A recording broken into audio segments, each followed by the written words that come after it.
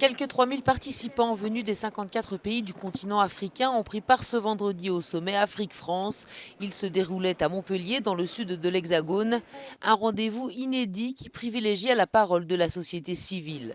Objectif de cette 28e édition, porter un regard neuf sur la relation entre l'Afrique et la France et offrir un nouveau cadre de réflexion. C'est une politique très stratégique, très intéressante qui va forcément porter des fruits.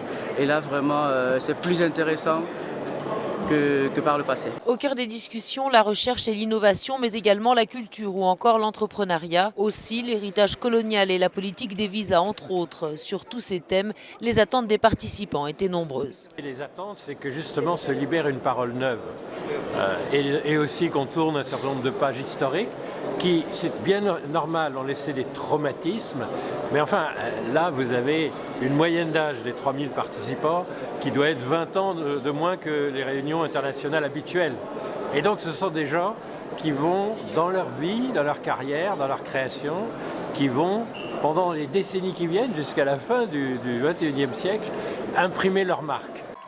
Largement évoqué aussi au sommet de Montpellier, le sport, un levier encore peu sollicité.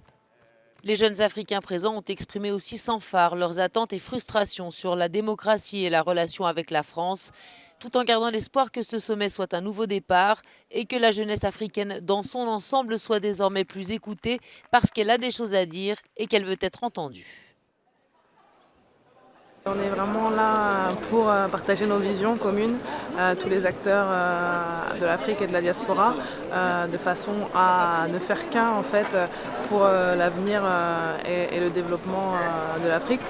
Pour nous, c'est le sport. Donc voilà, ça nous tient à cœur que le sport africain puisse s'émanciper, et notamment à travers les jeunes femmes et les jeunes filles. Aucun chef d'État africain n'avait été convié à ce sommet.